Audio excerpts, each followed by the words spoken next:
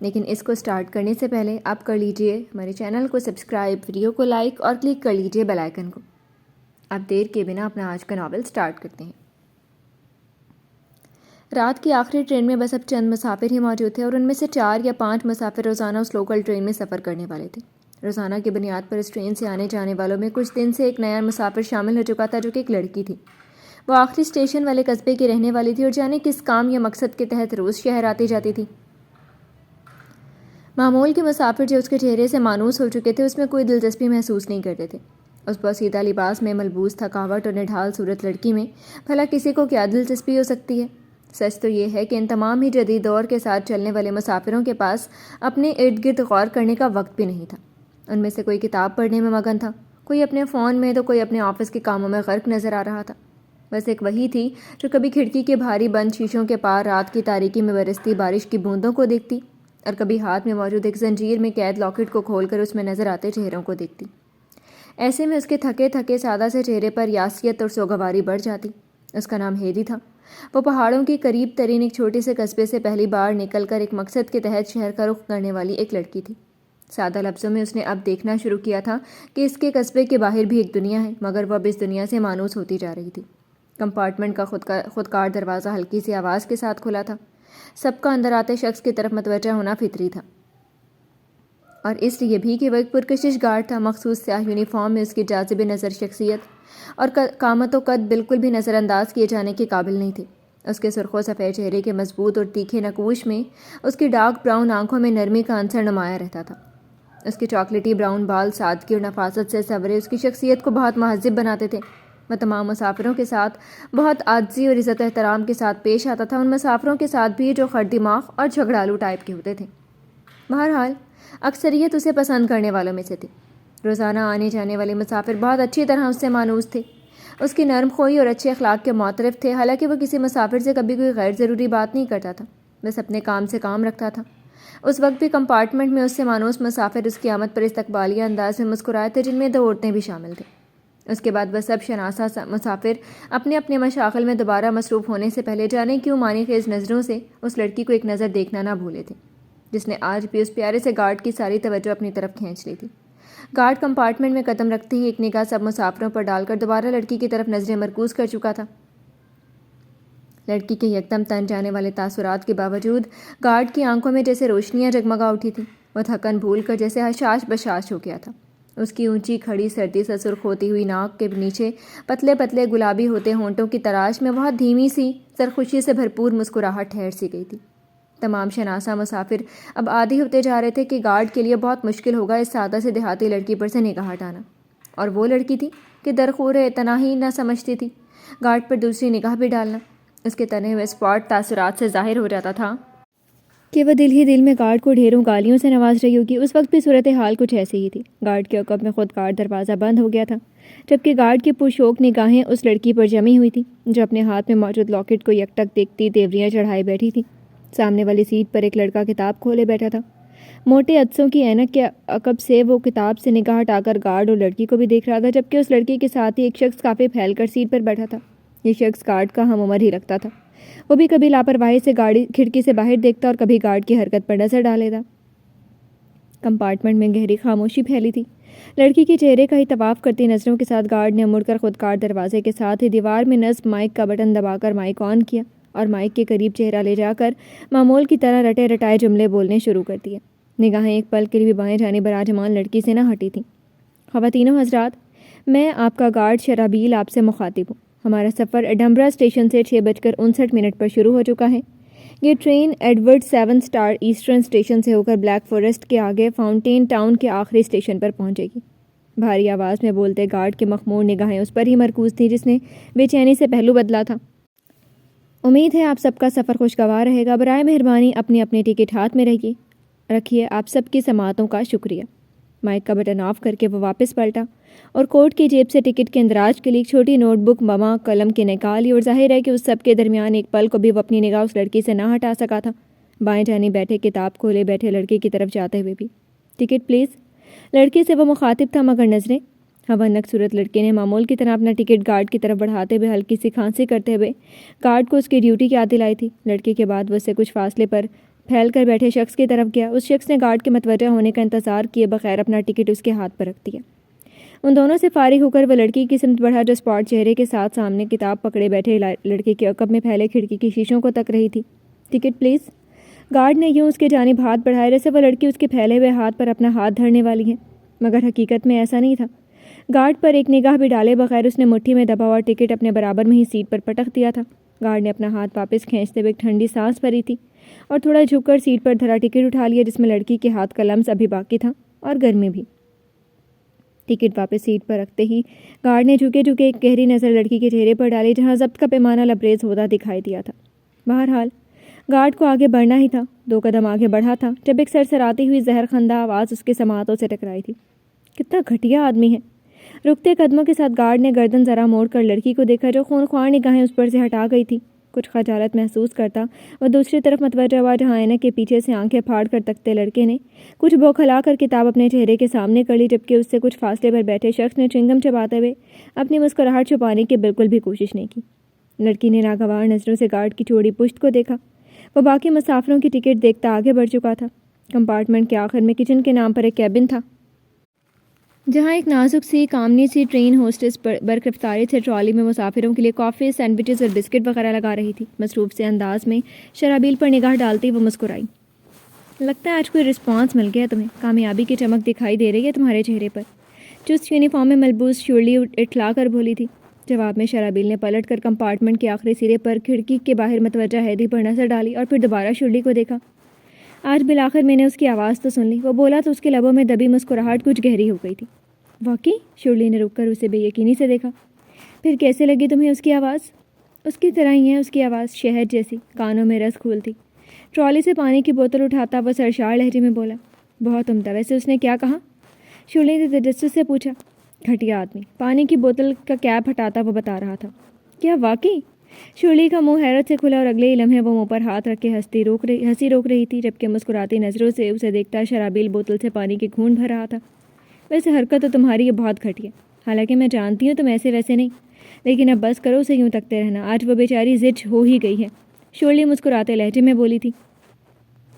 ہاں تم ٹھیک کہہ رہی ہو، لیکن میری عادت اب پختہ ہو چکی ہے، مجھے اب نظروں پر اختیار نہیں، میں ارادتاً اسے نہیں تکتا، بس آنکھیں اس پر سے ہٹنے کو تیار ہی نہیں ہوتی۔ ٹرالی کے سامان کو ترتیب دینے میں شرلی کی مدد کرتا ہوا بولا تھا۔ میرے لیے یقین کرنا مشکل ہے شرابیل، ہم 5 سال سے ساتھ یہاں کام کر رہے ہیں، مجھے تو لگتا تھا کہ تم مرد ہی نہیں۔ بسکٹ کی پیکٹ ٹرالی میں رکھتے ہوئے شرابیل کے ہاتھ رکے تھے۔ شرلی نے چونک کر نظریں اٹھائیں، اس کے اسپاٹ تاثرات پر اپنی اور بیتو کی بات کا احساس ہونے پر شرلی گڑبڑائی۔ میرا مطلب ہے کہ مجھے لگتا تھا کہ تم ان مردوں میں سے نہیں جو پہلی نظر میں اپنا دل کسی عورت پر ہار جاتے ہیں۔ شرلی کی وضاحت پر وہ خاموشی سے دوبارہ پانی کی بوتل منہ سے لگا گیا تھا۔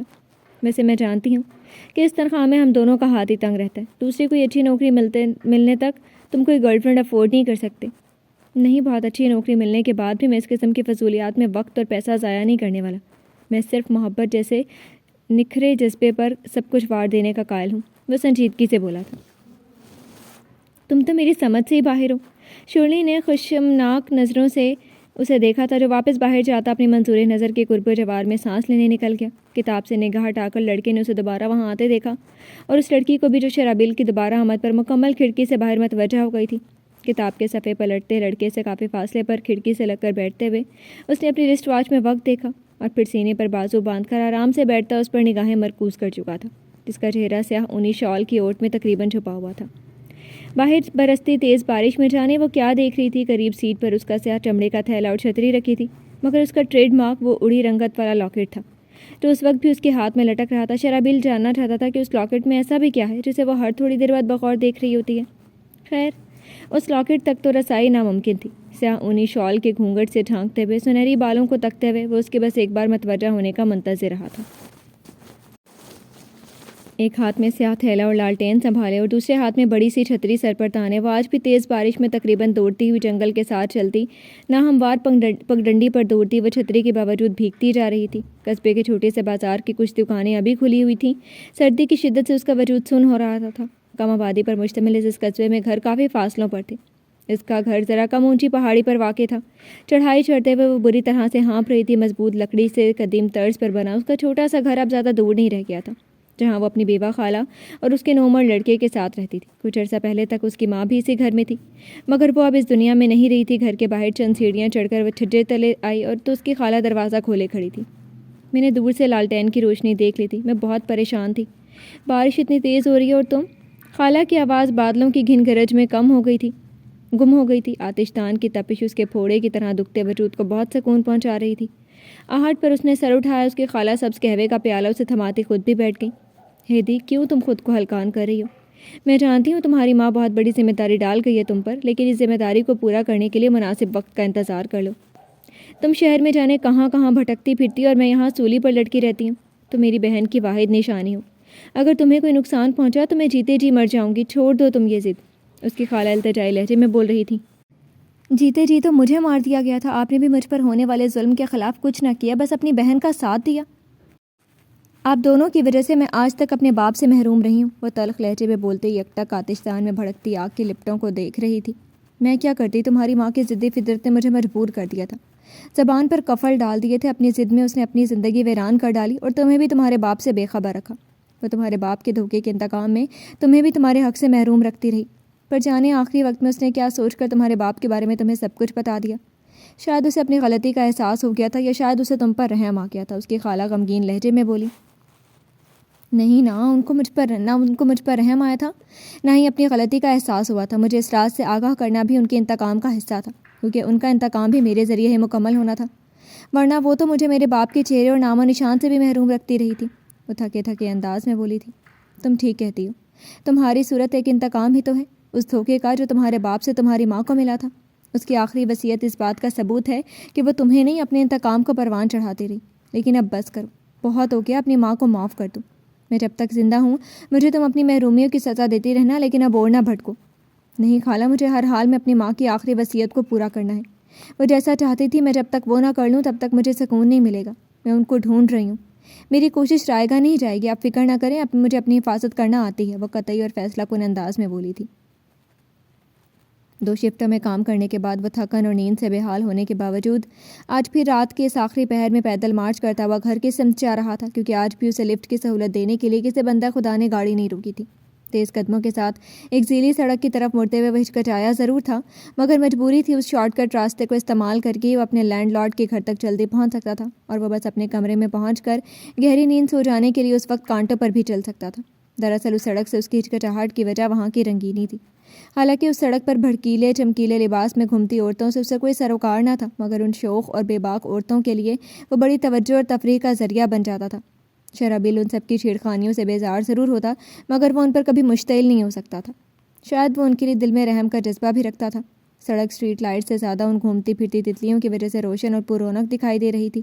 ٹھٹھرتی سردی سے زیادہ ان سب کی پرشوق نظروں سے بچنے کے لیے اس نے جیکٹ کے کالر کھڑے کر لیے۔ جیکٹ کی پاکٹس میں ہاتھ ڈال کر وہ سر جھکائے تیز قدموں سے سڑک کے کنارے آگے بڑھتا ان سیٹیوں کو سن سکتا تھا جو اس کے استقبال میں بج اٹھی تھی۔ عقب سے ہنسنے کھلکھلانے کی آوازیں اس کے قدموں کو مزید تیز کر رہی تھیں۔ ہر بار کی طرح اسے تنگ کرنے والیوں کا ایک ٹولہ پیچھے لگ چکا تھا۔ آخر تمہیں جلدی کس بات کی ہوتی ہے؟ ڈرتے ہو کیا؟ پیچھے سے آتی آواز کے ساتھ ہی جلترنگ کے جیسے نسوانی کہے بلند ہوئے، مگر وہ سر جھکائے کان بند کیے چلتا رہا۔ نظر اٹھاؤ، شاید میں ہی بھا جاؤں تمہارے دل کو۔ چہکتی آواز کے ساتھ ایک نازک ہاتھ اس کی جانب بڑھا، مگر وہ ہوشیار تھا، رکے بغیر صورت سے بچتا ان سب کی شوخیوں کو اور ہوا دے گیا تھا۔ سڑک کے ایک مخصوص کٹاؤں تک ان سب کی چھیڑ چھاڑ کا نشانہ بنتا رہا تھا۔ سڑک کے ساتھ دائیں چارے مڑتے ہوئے اس نے سکھ کی سانس بھری تھی۔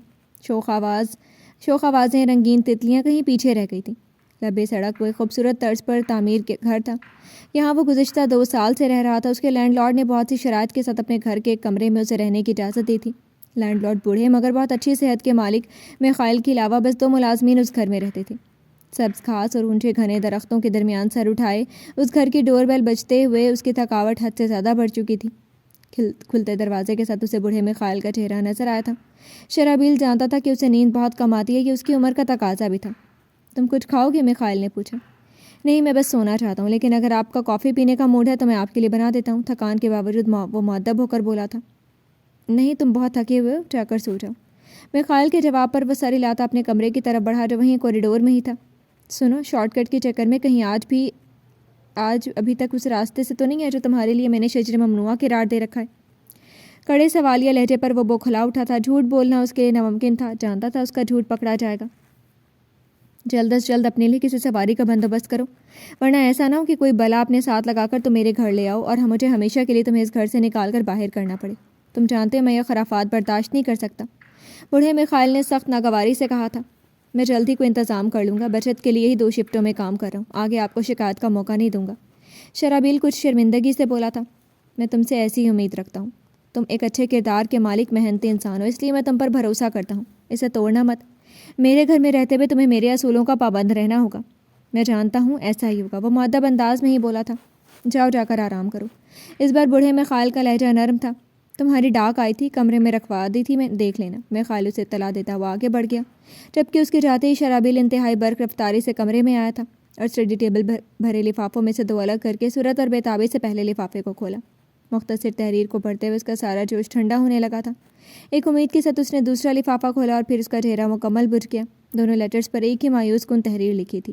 ادارہ معذرت خواہ ہے جناب، آپ اس ملازمت کو حاصل کرنے کے اہل نہیں. دونوں کاغذوں کو مروڑ کر ایک طرف پھینکتے ہوئے اس کے چہرے پر غصے کی سرخی پھیلی تھی. تھکے ہارے انداز میں وہ جوتوں سمیت بیڈ پر گرا تھا. گھٹیا آدمی. اس کے کانوں میں یک آواز گونجی تھی، اور ناکام و نامراد بھی. تلخی سے سوچتے ہوئے اس نے سرخ چلتی آنکھیں بند کر لی تھی. سنہری زلفوں کے حالے میں ایک آزردہ اور سوگواری کا نمونہ سا وہ سادہ چہرہ آج پھر سے بند آنکھوں میں دکھائی دیتا دھیرے دھیرے کی گہرائی میں کھینچ رہا لے گیا تھا. اپنی مخصوص سیٹ پر بیٹھی وہ بھاری شیشوں کے پار رات کی گہری تاریکی میں جلتے بجھتے بھاگتے جاتے مناظر پر نظر جمائے کہیں اور ہی گم تھی. اس دنیا میں سانس لینے والوں کی طرح ان کی زندگی بھی کتنی مختلف ہے. کوئی زندگی کی اونچائیوں پر ہے تو کوئی بہت پستیوں میں ہے. کہیں پر زندگی کے رنگ ہی نرالے ہیں، کہیں اس کی چھب ہی قابل رشک ہے، تو کہیں زندگی کتنی پھیکی، بے رنگ اور کشش سے خالی ہے. بالکل میری زندگی کی طرح، جس میں صرف یاسیت کا زرد رنگ ہے جو اتنا گہرا اور پکا ہے کہ چاہتے ہوئے بھی اس میں کوئی اور رنگ نہیں بھر سکتی میں. کیا میری بقیہ زندگی کو بھی یہ زرد پھیکا رنگ کھا جائے گا؟ وہ سوچ رہی تھی. کیا میں یوں ہی خالہ کے ساتھ مل کر ان کی چھوٹی سی دکان سنبھالتی رہوں گی، آلو کاشت کرتی رہوں گی، آتش دان میں لکڑیاں سلگاتی رہوں گی؟ وہ میرے خواب، وہ کچی عمر کے وہ حسین خواب، کیا وہ یوں ہی تعبیر کے انتظار میں ایک ایک کر کے ٹوٹتے رہیں گے؟ ان ٹوٹے بکھرے خوابوں کی کرچیاں سمیٹنے، ان کو دوبارہ بن کر میری آنکھوں میں سجانے کے لیے کبھی کوئی مسیحا نہیں آئے گا؟ نمی اس کی آنکھوں میں اترنے لگی تھی. گہری سانس بھر کر اس نے اپنے سامنے والی سیٹ پر نگاہ ڈالی. آج بھی وہ اینک والا لڑکا بھاری جیکٹ میں سکڑ کر بیٹھا کتاب پڑھنے میں مصروف تھا، جبکہ اسی سیٹ پر چوئنگم چباتا وہ شخص ٹرین کی چھت کا جائزہ لیتا آج بھی لاپرواہی کی مثال بنا بیٹھا تھا. کتنے خوش نصیب ہوتے ہیں وہ لوگ جو اپنے مقصد کو پا لیتے ہیں، اپنی سمت کا تعین کر لیتے ہیں. وہ پھر سے سوچوں میں گھرنے لگی تھی کہ یکدم ابھرتی تیز آواز پر اس نے چونک کر اس جانب دیکھا جہاں وہ تیز ترار سی عورت بلند آواز میں چیخ رہی تھی. میں تمہیں کہہ چکی ہوں کہ ٹکٹ میرے پاس موجود تھا، مگر ابھی جانے کہاں گم ہو گئے، اور تمہیں لگ رہا ہے کہ میں ٹکٹ کے بغیر سفر کرنے جیسا گھناؤنا جرم کر رہی ہوں. محترمہ، میں صرف یہ کہہ رہا ہوں کہ ٹکٹ گم ہونے کی صورت میں آپ کو ابھی ٹکٹ خریدنا ہوگا. شرابیل کی پرسکون دھیمی آواز پر ہیدی نے زہرآلود نگاہوں سے اس کے سراپے کو دیکھا تھا. تم کیا بات کر رہے ہو؟ میں روزانہ اس ٹرین سے اپنے آفس آتی جاتی ہوں. تم کیسے کاٹو؟ تمہیں روز کے پیسنجرز کی پہچان تک نہیں؟ عقل سے پیدل ہو کیا تم؟ سیٹ پر بیٹھی وہ عورت کھا جانے والی انداز میں بھڑکی تھی. معذرت چاہتا ہوں، لیکن ٹکٹ کی رقم آپ کو ادا کرنی ہوگی. شرابیل ہنوز مؤدب اور پرسکون تھا. اگر میں ایسا نہ کروں تو مسٹر گارڈ تم کیا کرو گے؟ وہ عورت انگارے چباتی پوچھ رہی تھی. تو مجبوراً جرمانہ بھی آپ کو بھرنا پڑے گا. وہ اطمینان سے بولتا اس عورت کو یقیناً سلگا گیا تھا، مگر عورت اس بار خاموش رہی تھی. خونخوار نظروں سے شرابیل کو گھورتے ہوئے اس نے اپنے بیگ سے ایک جھٹکے سے روپے نکال کر بڑھائے، جسے شرابیل نے شکریہ کے ساتھ وصول کر لیے تھے. ٹکٹ عورت کے حوالے کرتا وہ آگے بڑھ گیا تھا. اس لوٹ مار سے بہتر ہے کوئی اور ڈھنگ کی نوکری ڈھونڈو. وہ عورت پیچھے سے غراتی اس کی دکھتی رگ پر جیسے ہاتھ رکھ گئی تھی. بس ایک پل کو اس کے قدم رکے تھے، مگر پھر کمال ضبط کا مظاہرہ کرتا وہ آگے بڑھ گیا تھا. یہ واقعی گھٹیا آدمی ہے. اپنی پرخاش میں ہیدی کچھ بلند آواز میں بڑبڑائی تھی. وہ صرف اپنا کام کر رہا ہے. سیٹ کی پشت پر بازو پھیلائے بیٹھا وہ لاپرواہ شخص بول اٹھا تھا. البتہ نظریں اس کی چھت پر ہی ٹکی ہوئی تھیں. ناگواری سے اسے دیکھنے کے بعد ہیدی نے اینک والی لڑکی کو بھی دیکھا، جو چپکے سے دوبارہ کتاب کی طرف متوجہ ہو گیا تھا. کیبن میں ٹرالی پر کھانے پینے کا سامان لگاتی شرلی ایک پل کو اس کی طرف متوجہ ہوئی تھی، جو مدد کے لیے آپ پہنچا تھا. شانت رہنا ہماری مجبوری ہے. کاش ہمیں جلد از جلد اس نوکری سے چھٹکارا مل جائے. میں ساری زندگی یہاں کافی چکن سینڈوچ سرو کرتے نہیں رہنا چاہتی. شرلی آج کچھ بجھی سے تھی. اچھی امید رکھو، یقیناً کچھ اچھا ہی ہوگا. شرابیل نے اسے تسلی دی تھی. واپس کمپارٹمنٹ میں اپنی مخصوص جگہ کی طرف جاتے ہوئے اس کی نظریں ہیدی پر ہی جمی تھیں. کھڑکی کے شیشے سے سر ٹکائے وہ شاید سو رہی تھی. کچھ فاصلے پر وہ رک گیا. آہنی راڈ تھامے کھڑا وہ محویت سے اس کے چہرے کو دیکھ رہا تھا. تبھی دلچسپی سے اسے دیکھتے لاپرواہی سے سیٹ کی پشت پر بازو پھیلائے شخص نے اسے مخاطب کیا تھا. دوست، تمہیں کچھ سنائی دے رہے؟ نہیں تو؟ شرابیل نے کچھ الجھ کر اس کے مسکراتے چہرے کو دیکھا، جبکہ کتاب سے نظریں ہٹائے اینک والا لڑکا بھی اس شخص کو دیکھنے لگا تھا۔ مگر مجھے تو سنائی دے رہا ہے، وہ نیند میں تمہیں بول رہی ہے گھٹیا آدمی۔ اس شخص کے شوق لہجے پر اینک والے لڑکے نے بے ساختہ مسکراتے ہوئے شرابیل کو دیکھا، جو خود بھی دھیمی مسکراہٹ کے ساتھ خاموشی سے شرلی کی طرف متوجہ ہو گیا تھا، جو ٹرالی کے ساتھ وہاں آ گئی تھی۔ آپ سینڈوچ، بسکٹ وغیرہ کچھ لیں گی؟ خوش اخلاقی سے وہ چنگم چباتے شخص کی طرف متوجہ تھے کہ تبھی جیسے ایک بھونچال سا آ گیا تھا۔ قیامت خیز شور کے ساتھ جھٹکے کھاتے ٹرین سب کچھ تہوبالا کرتی اچانک رک گئی تھی۔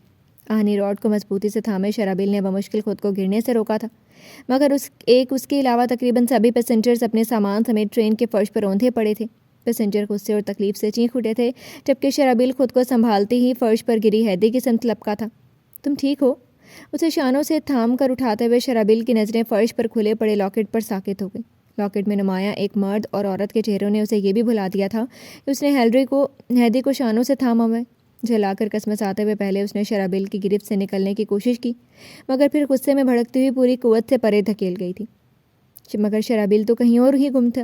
اس دھکے پر لڑکھڑاتے قدموں کو سنبھالتا وہ اس لاکٹ کو اٹھا چکا تھا۔ یہ دونوں کون ہیں؟ ششتر نظروں سے اس نے ہیدی کو دیکھا تھا۔ تمہاری ہمت کیسی ہوئی مجھے چھونے کی؟ میں تمہارے ہاتھ توڑ ڈالوں گی گھٹیا آدمی۔ غصے میں چیختے ہوئے ہیدی نے اپنی چھتری اٹھا لی تھی اسے مارنے کے لیے۔ یہ تم کیا کر رہی ہو؟ رک جاؤ، وہ تمہاری مدد کر رہا تھا۔ شرلی نے صورت سے اسے روکا تھا۔ تم بھی تو گری ہوئی تھی، سب گرے تھے، مگر یہ میری طرف ہی کیوں آیا؟ اسے بچانے کی کوشش مت کرو، تم اس کی دوست تو اس سے ملی ہوئی ہو، جانتی ہوں کہ اس کی نیت میں فتور ہے، یہ مجھ پر بری نظر رکھتا ہے، بےہودہ گھٹیا آدمی۔ غصے میں بے قابو ہوتی وہ چھتری کا بھاری وار شرابیل پر کر گئی تھی، جسے بچاؤ تک کا موقع نہ ملا تھا۔ سچ تو یہ تھا اس کا دھیان لاکٹ پر تھا۔ ایسا مت کرو، تم غلط سمجھ رہی ہو۔ شرلی نے اسے پیچھے ہٹاتے ہوئے سمجھانا چاہا تھا، مگر وہ شرلی کا ہاتھ ہٹا گئی تھی۔ اس لاکٹ میں یہ کس کی تصویریں ہیں؟ سر پر لگنے والی چوٹ سے بے نیاز وہ غصے میں ابلتی ہیدی سے پوچھ رہا تھا۔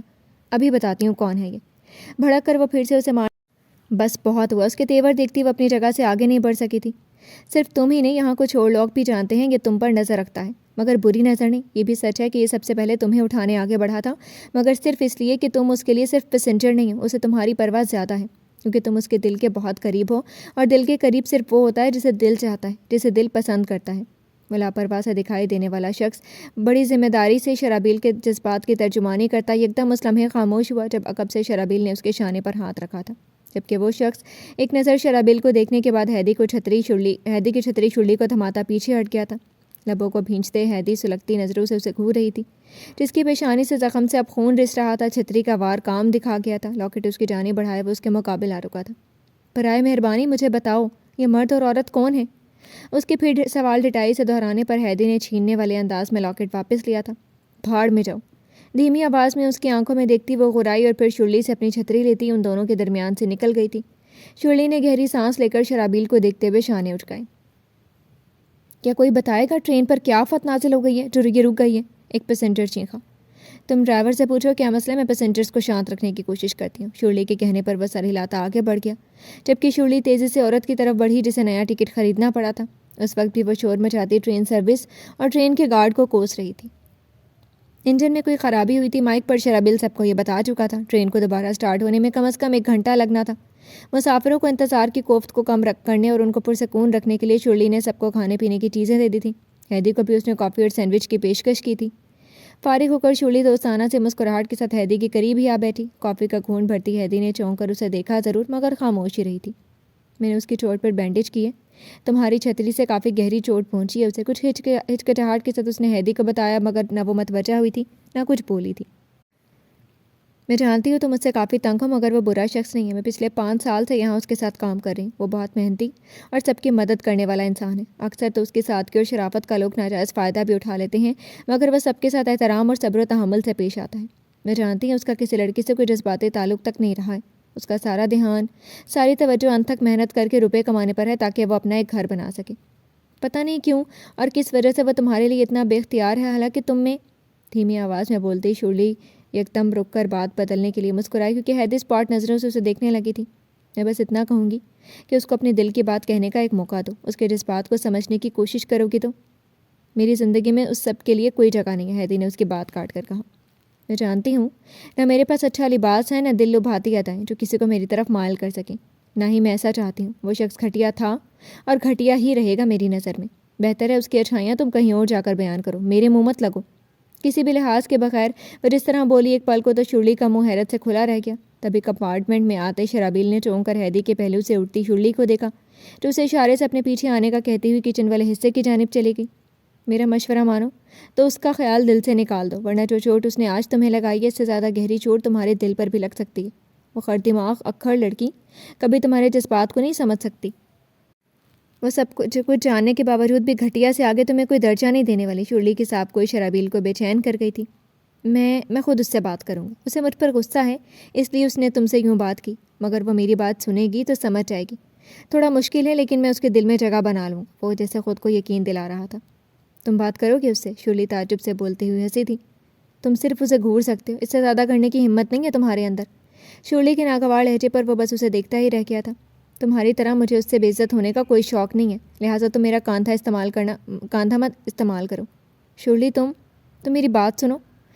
شرلی نے اس کی بات کاٹی۔ تم یا تو بزدلی کا چولہا اتار پھینکو یا اس کی ہدایات پر عمل کرو اور بھاڑ میں جاؤ۔ شرلی غصے میں بولتے ہوئی وہاں سے نکلتی چلی گئی تھی۔ روشن آتشدان کی قریب گرم بستر میں اس کے تھکے ماندے وجود کو آج آرام نہیں مل رہا تھا۔ بے چینی عجیب سی تھی جو اسے سونے نہیں دے رہی تھی۔ آگ کے بدلتے رنگوں کو دیکھتے ہوئے وہ ٹرین میں گزری تمام صورتحال اس کے سامنے گھومنے لگی تھی۔ وہ جانتی تھی اس نے چھتری کی بہت زوردار ضرب گارڈ کو مار دی تھی، ایسا کر کے اسے کوئی تسکین تو نہیں ملی تھی۔ وہ تو اس شخص کے سائے سے بھی دور رہنا چاہتی تھی جس کا نام بھی اسے آج شرلی کی وجہ سے معلوم ہوا تھا۔ کروٹ بدلتے ہوئے اس نے کمبل میں منہ چھپا لیا تھا۔ ایک بار پھر شرلی کی آواز اس کے کانوں میں گونجی تھی۔ ٹرین سے اترتے ہوئے جب شرلی نے اسے مخاطب کیا، تمہاری جگہ میں ہوتی تو خود کو بہت خوش نصیب سمجھتی۔ شرابیل جیسے خالص اور سچے انسان کا مل جانا خوش نصیبی ہی تو ہے۔ خالص انسان نایاب ہوتے ہیں اور نایاب لوگوں کی قسمت میں ہی ہوتے ہیں۔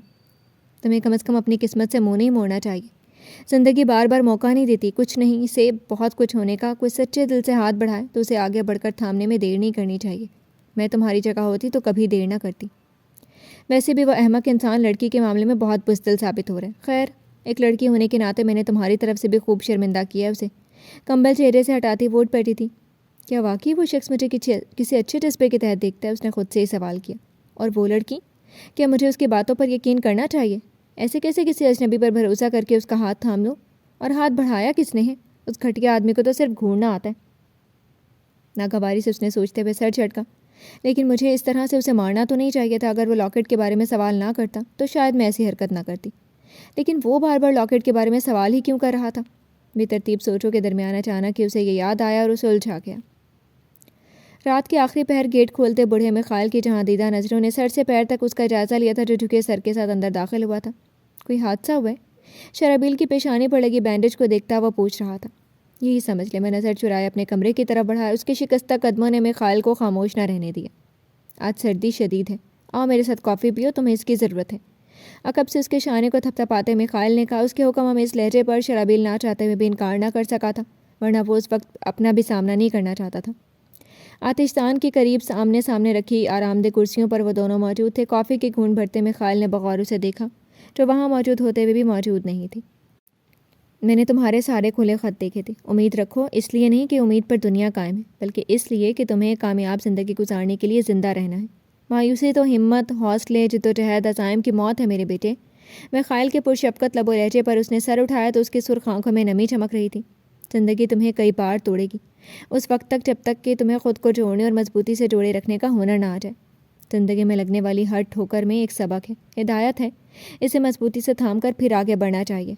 مگر اس بار مجھے زندگی نے نہیں، کسی کی نفرت، کسی کی بیزاری نے توڑ دیا۔ میخائیل سے نظریں ملائے بغیر وہ لرزتے لہجے میں بولا تھا۔ مجھے کسی مشکل نے گھٹنے ٹیکنے پر مجبور نہیں کیا سوائے نفرت کے۔ ناکام ہونا میرے لیے موت نہیں، بزدل ہونا میرے لیے موت جیسا اذیت ناک ثابت ہو رہا ہے۔ بزدلی کے گڑھے سے نکلنا مشکل نہیں تمہارے لیے، اس کی طرف دیکھنا چھوڑ دو جس کی وجہ سے دل کھویا ہو، عزت نفس کمائی ہو۔ میخائیل کے قطعی لہجے پر اس نے جھٹکے سے سر اٹھایا تھا۔ حیران مت ہو، ایک عمر گزاری ہے میں نے، پہچان سکتا ہوں تمہیں چوٹ کسی عورت نے پہنچائی ہے۔ زخم معمولی ہے مگر اس کی اذیت کا اندازہ تمہاری ٹوٹی پھوٹی حالت سے میں لگا سکتا ہوں، کیونکہ ایسی ایک زخم کی اذیت سے میں آج تک گزرا ہوں۔ اسی وجہ سے آپ پہاڑوں کی طرف جاتے ہیں، فاؤنٹین ٹاؤن ٹرین کا آخری اسٹیشن۔ وہ درمیان میں سوال پوچھتا بوڑھے میخائیل کو چند لمحوں کے لیے ساکت و جامد کر گیا تھا، کسی پتھر کی طرح۔ شرابیل کو اپنا جواب اس گہری خاموشی اور اسپاٹ تاثرات سے مل گیا تھا۔ آپ کہتے ہیں اس کی طرف دیکھنا چھوڑ دوں، مگر یہ میرے اختیار میں نہیں رہا۔ اس کی گالیاں سہنے کے بعد بھی میرے لیے ناممکن ہوتا ہے اس کے سوا کسی اور کی طرف دیکھنا۔ لعنت ہو مجھ پر، میری اس بے بسی، اس بے اختیاری نے آج اسے زچ کر ڈالا اور اگر اس کا تعلق فاؤنٹین ٹاؤن سے ہے تو اسے سر کرنے کے لیے تمہیں خود کو مضبوط کرنا ہوگا، ڈھٹائی کی حد تک۔ میرا تجربہ کہتا ہے کہ پہاڑوں پر بسنے والے بڑے سخت جان ہوتے ہیں، ان کے دل کو پگھلانا پہاڑوں کو سر کرنے سے زیادہ مشکل ہے۔ میخائل آتش دان میں بھڑکتی آگ پر نظریں جمائے وہ اسپاٹ لہجے میں بولا تھا۔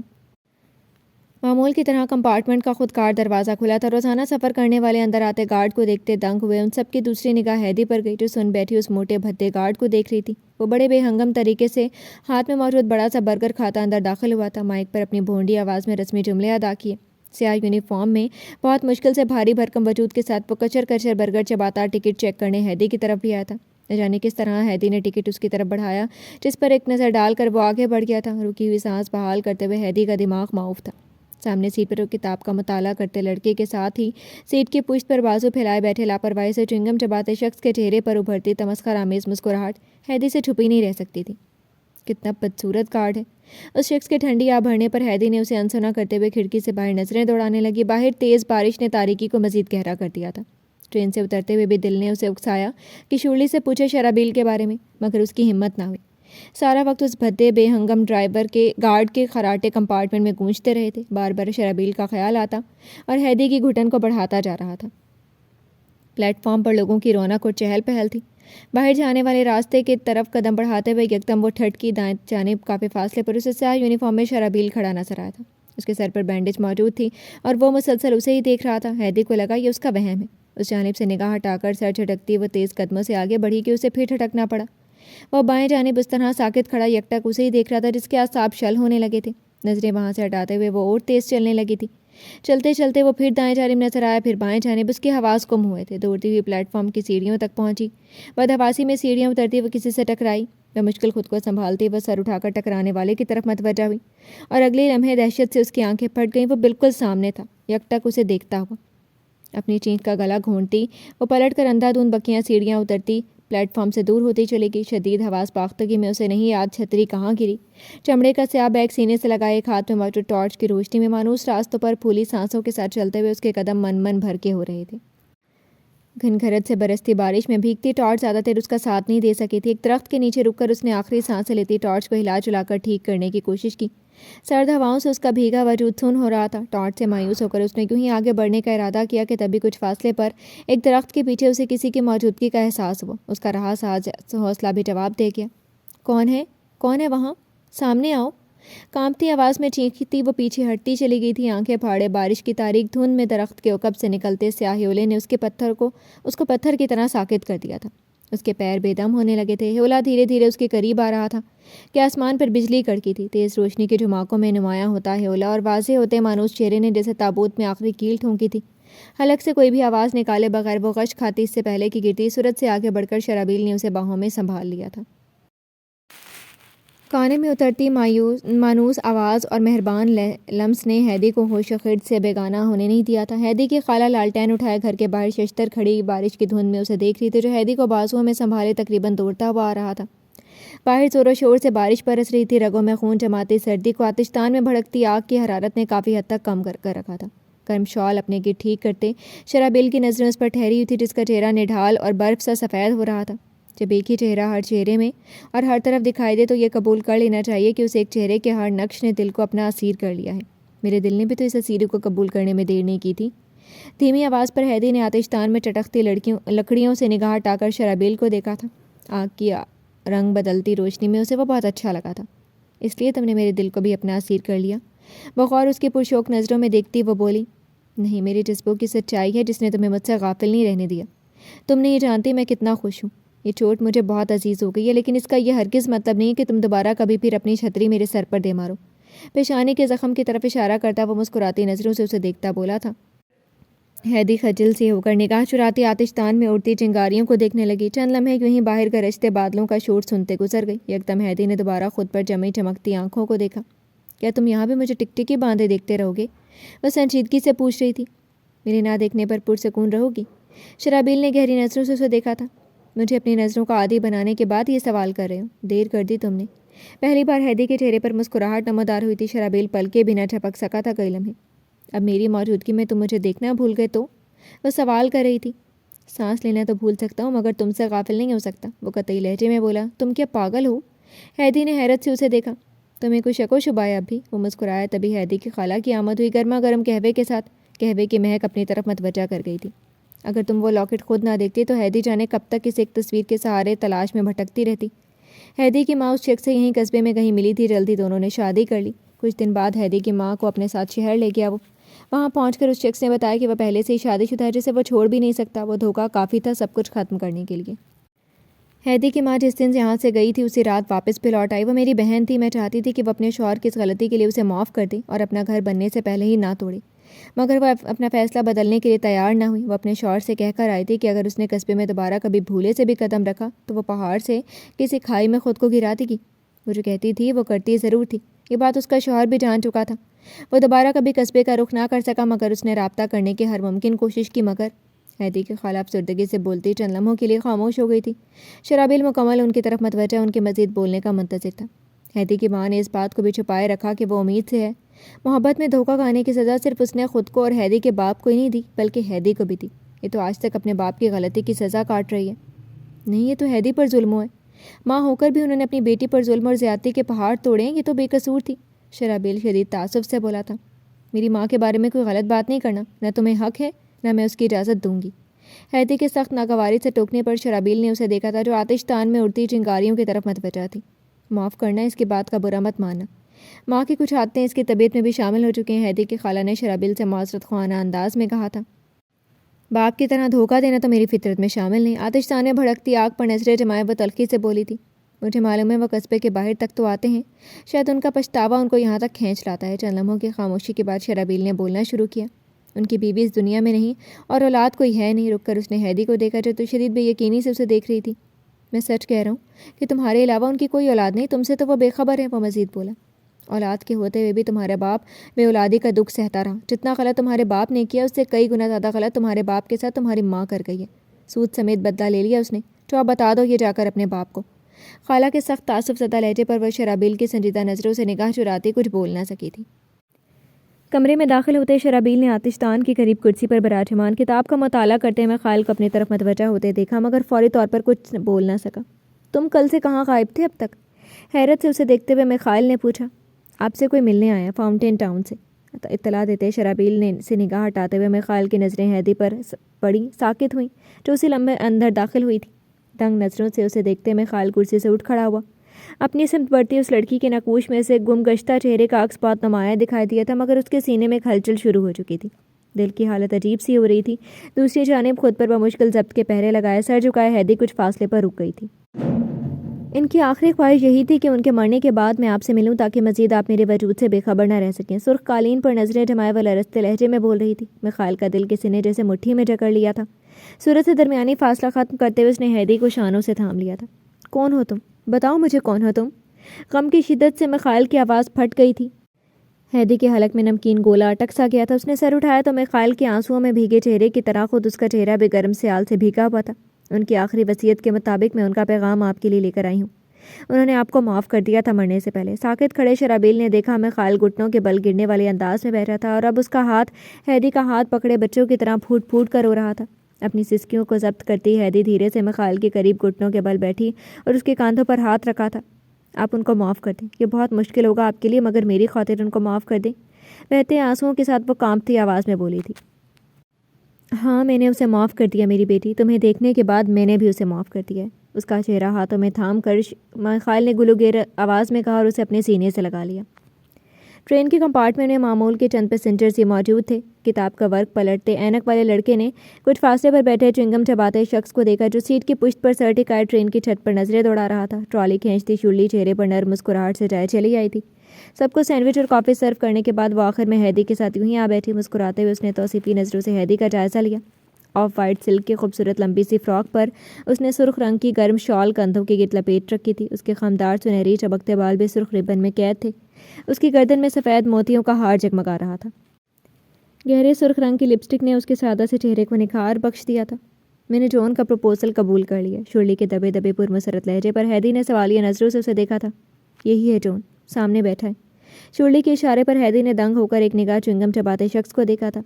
شرلی، ان خاتون سے میرے متعلق کوئی رائے نہ پوچھ لینا، ان کے نزدیک تو اب ہمارے پیارے گارڈ کے سوا سبھی گھٹیا ہیں۔ چھت پر نظریں دوڑاتا وہ بول اٹھا تھا۔ جون، مذاق مت کرو، ہماری باتیں سننے کی کوشش مت کر لو، شرلی نے بڑی محبت سے اسے ٹوکا تھا۔ جو ان کا کورس مکمل ہو گیا ہے، ابھی اپنے ڈیڈی کا ریسٹورانٹ سنبھالے گا، ساتھ ہی میری جاب کا مسئلہ بھی حل ہو جائے گا۔ اچھی بات ہے، اگر تم مطمئن ہو تو میں تمہارے لیے خوش ہوں، ہیدی نے مسکراتے ہوئے کہا۔ تبھی کمپارٹمنٹ کا خودکار دروازہ کھلا، اندر آتے شرابیل کی پہلی نگاہ ہیدی تک ہی ٹکی تھی، جو میٹھی نظروں سے اسے دیکھتی مسکراہٹ لبوں میں دبائے نخوت سے منہ شرلی کی طرف پھیر گئی تھی، جبکہ شرابیل نے مسکراتے ہوئے مائک کا بٹن دباتے ہی معمول کی طرح اس نے جملوں کی ادائیگی کی اور پھر شرلی سے باتوں میں مگن ہیدی کو دیکھتا ٹکٹ چیک کرنے والی سامنے والی سیٹ پر بیٹھ گیا۔ کاش میں بھی کسی ٹرین کے کارڈ سے منگنی کرتا، پھر میں بھی بغیر ٹکٹ کے مفت سفر کرتا۔ ٹکٹ شرابیل کے حوالے کرتا جون یقیناً ہیدی کو سنا رہا تھا۔ کافی واہیات خواہش ہے یہ دوست، جون سے مخاطب شرابیل نے مسکراتی نظروں سے ہیدی کو بھی دیکھا تھا، جس کے چہرے پر ناگواری کے تاثرات نمایاں تھے۔ تم برا مت ماننا، جون کو عادت ہے چھیڑ چھاڑ کی۔ شرلی نے ہیدی کو اپنی طرف متوجہ کر لیا تھا۔ ویسے شرابیل کا کیا علاج کیا تم نے؟ کم از کم وہ اب تمہیں آنکھوں میں نگلنے کی کوشش تو نہیں کرتا؟ شرلی نے شرارت سے پوچھا۔ میں نے ڈیڈی سے شکایت کر دینے کی دھمکی دے رکھی ہے۔ یہ میرے ڈیڈی کی بہت عزت اور احترام کرتا ہے، کبھی یہ نہیں چاہے گا کہ اسے ڈیڈی کے سامنے شرمندہ ہونا پڑے، ہیدی نے فخر سے بتایا۔ تم اپنی خالہ سے ملنے جا رہی ہو؟ شرلی نے پوچھا۔ ہاں، اس بار میں ان کو بھی اپنے ساتھ شہر لے آؤں گی، ڈیڈی بھی یہی چاہتے ہیں۔ شرابیل کا اس ٹرین میں آخری دن تھا، اسے بہت اچھی جگہ ملازمت مل گئی تھی، ہیدی خوشی سے چمک دمکتے چہرے کے ساتھ بتا رہی تھی۔ آخری اسٹیشن سے 1 گھنٹے کے وقفے کے بعد ٹرین شہر کے لیے روانہ ہوگی، یہ 1 گھنٹہ تم ہمارے ساتھ میری خالہ کے گھر گزارو، پھر ساتھ ہی تو واپس آنا ہے، ہیدی نے شرلی کو دعوت دی تھی۔